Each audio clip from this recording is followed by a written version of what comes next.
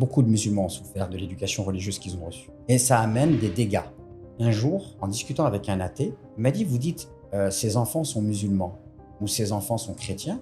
Et il dit, en fait, je trouve que c'est un abus de langage. Je sais que cette parole-là, elle va déranger certains musulmans, mais moi, à titre personnel, je la trouve vraiment sensée, cette parole. Il y a une grande différence entre l'éducation et le formatage. On ne peut pas rejeter sa culture. Par contre, on peut la filtrer. On peut être critique vis-à-vis de sa culture.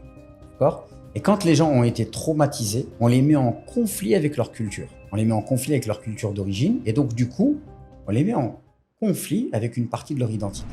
Tu veux avancer, mais à l'intérieur, quelque chose reste bloqué. Des blessures, des croyances limitantes. Une vision de la foi qui t'étouffe, plus qu'elle ne t'élève.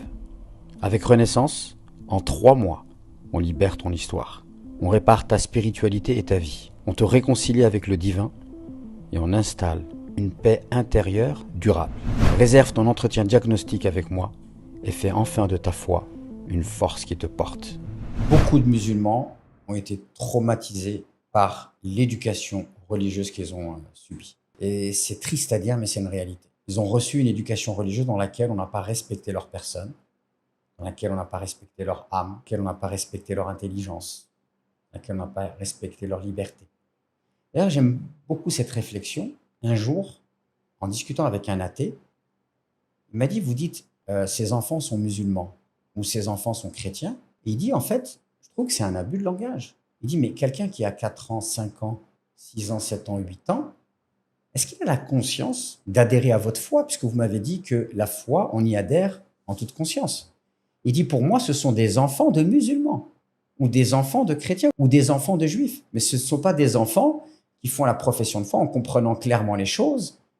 Et donc, c'est un abus de langage. Et il dit, ça, c'est un signe que, en fait, vous respectez pas la liberté de votre sang. Alors, je sais que cette parole-là, elle va déranger certains musulmans, mais moi, à titre personnel, je la trouve vraiment sensée, cette parole. Normalement, quelqu'un, il est musulman que s'il a pleinement choisi d'être musulman, en son âme et conscience, qu'il a étudié, qu'il a cherché, qu'il a compris, voire même qu'il a comparé avec d'autres religions. Sinon, c'est quelqu'un qu'on a formaté, c'est pas quelqu'un qu'on a éduqué. Il y a une grande différence entre l'éducation et le formatage. Et j'ai l'impression, même pas une impression, c'est une constatation, qu'en fait, chez les musulmans, chez les religieux, peut-être même toutes religions confondues, on ne fait pas cette distinction. On est tellement en fait envie que les enfants suivent la voie, parce qu'on considère que c'est la voie ultime de vérité, qu'en fait, ta liberté, le respect de ton intelligence, c'est secondaire.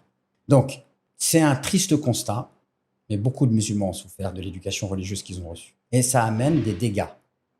Parce que, du coup, ils ont souffert. Et quand ils arrivent à l'âge adulte, ils sont dans la répulsion et ils rejettent tout. Et je trouve que c'est dommage. Pourquoi?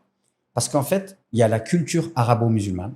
Et dans la culture arabo-musulmane, on peut trouver de bonnes choses, comme on peut trouver des choses qui sont critiquables. À un moment donné, les musulmans, ils ont rayonné dans le monde. Ils ont fait des belles choses. Et ça fait partie de notre culture. Ça fait partie de notre ADN. Et à un moment donné, ils ont chuté. Et une culture, j'ai déjà dit dans une autre vidéo, on ne peut pas rejeter sa culture. Par contre, on peut la filtrer.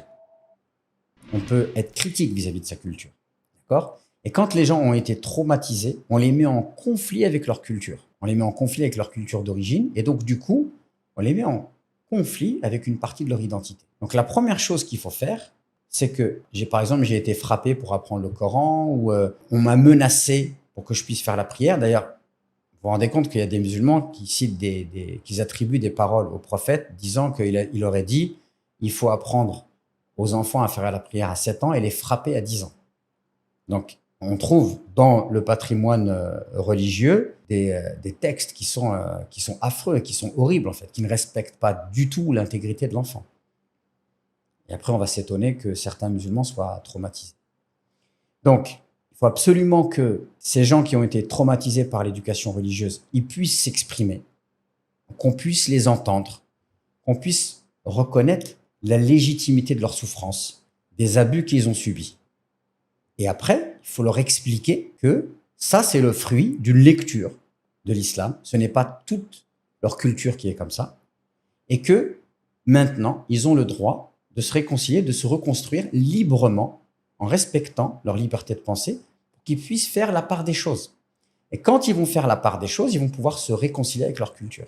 Moi, je reçois même tous les jours beaucoup de messages, ou même en thérapie, de gens qui me disent « Merci, tu me réconcilies avec la perception que j'avais des choses, parce que moi, je n'ai connu que la violence, le rabaissement, les menaces, et j'ai jamais entendu parler d'amour. Et pour moi, une religion, ça pouvait pas être autre chose que de l'amour. » D'accord? Et donc ça permet en fait de se réconcilier, et ça permet aux gens de reprendre le pouvoir. Et aussi, ben, ça leur permet de se sentir légitimes dans ce qu'ils ont subi. Parce que le drame, c'est qu'il y a énormément de gens qui ont subi des atrocités au nom de l'islam, mais rares sont les espaces où on peut parler de ça. Pourquoi?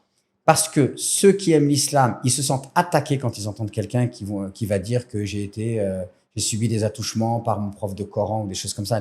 Il y a beaucoup de musulmans qui vont se sentir heurtés par cela, qui ne permettent pas en fait aux gens d'avoir ces espaces de liberté pour s'exprimer, ce qui à mon sens c'est la moindre des choses. Et puis d'un autre côté, comme on n'en parle pas, les gens se sentent seuls dans leur souffrance, ils se sentent incompris, ils se sentent rejetés par tout le monde. Et ça, c'est plus possible. Donc il faut être dans la véracité, dans l'authenticité, dans la franchise. Il y a des gens qui ont vécu des atrocités au nom de l'islam. Cacher ça, c'est pas rendre service à l'islam. Par contre, faire la part des choses, permettre aux gens de s'exprimer, reconnaître les gens dans leur souffrance, je pense que ça, c'est profitable pour tout le monde.